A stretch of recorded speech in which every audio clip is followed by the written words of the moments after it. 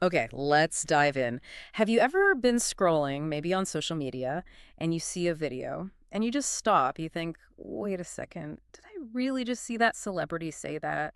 Or, some politician giving a speech that sounds totally unbelievable, those moments, that feeling of digital disbelief. Yeah, that feeling is becoming much more common. Exactly. And, well, you're definitely not alone there. Our deep dive today focuses squarely on deepfake AI. Our mission is to really unpack the source material you sent over. It's this fascinating look at the peril and the promise of this tech. We want to pull out what really matters, what deepfakes actually are, why they're suddenly so impactful, and importantly, what it all means for you. And what's really striking, and this comes through loud and clear in the sources, is just how sophisticated this deepfake technology has become. I mean, this isn't your basic photo filter or some clumsy edit. We're talking about advanced artificial intelligence. Right, like neural networks. Precisely. Neural networks that learn from absolutely massive amounts of data.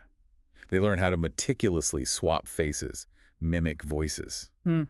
creating these ultra-realistic videos, audio clips too, that are honestly getting harder and harder to tell apart from the real thing. Indistinguishable, basically. For all intents and purposes, yeah. It's a kind of digital mimicry that really shakes up our basic perception of what's real footage and what's not. And digging into that tech really leads us straight to the real world side of things, the impact. The sources we looked at really highlight this critical shift, don't they? Deepfakes aren't just like funny internet gags anymore. Oh, far from it. They've moved way beyond novelty apps. They're actually being used as weapons now. We're seeing them pop up in serious financial fraud cases. Mm-hmm. Like that deepfake audio used to impersonate a CEO, Uh-huh. tricking employees. Yeah, tricking them into transferring huge sums of money, millions. And then there's the whole political manipulation angle. Definitely a major concern. Fabricated speeches, Mhm. fake endorsements, all designed to mislead voters, potentially swing elections. And sadly, it doesn't stop there.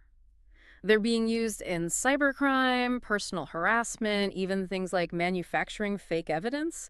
It's evolved significantly. It absolutely has. Yeah. And if you connect that to the bigger picture, that's exactly why you see countries scrambling. Yeah. The US, the UK, India, they're all working hard on drafting AI regulations, trying to get a handle on deepfake misuse. It's trying to protect public trust, essentially. Right. But the big consistent challenge that keeps coming up in the material is just how fast this technology is evolving. It's accelerating. Like an arms race.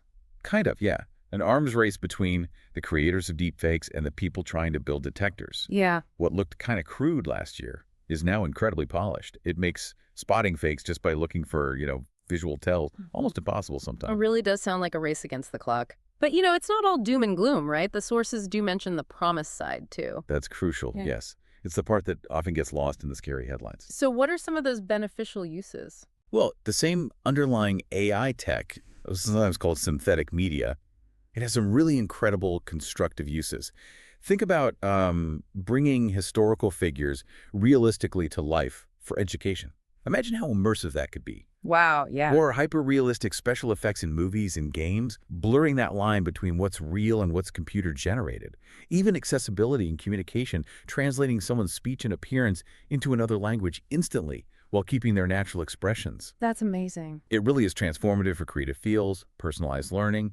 It offers a glimpse into a future where this tech actually enhances how we understand and interact with the world. Okay, so we have this immense potential for misuse, this peril, but also this surprising promise. It seems like it all comes back to you, the listener.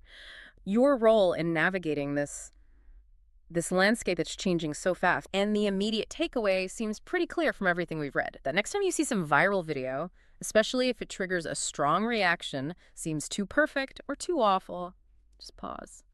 Don't just instinctively believe it or share it. Verification is key. Absolutely. The message is urgent. Verify before you share. In this world where the line between real and fake is getting fuzzier by the day, knowledge, that critical thinking, it really is your power. Which leads to, I think, a really important question for you to think about after this. If this deep fake tech keeps evolving so rapidly, both the bad stuff and the good stuff, how does that fundamentally challenge your own responsibility, your role in figuring out truth from fiction online? And maybe more pointedly, what personal strategies are you going to adopt for how you consume information from now on? It's something we all really need to wrestle with.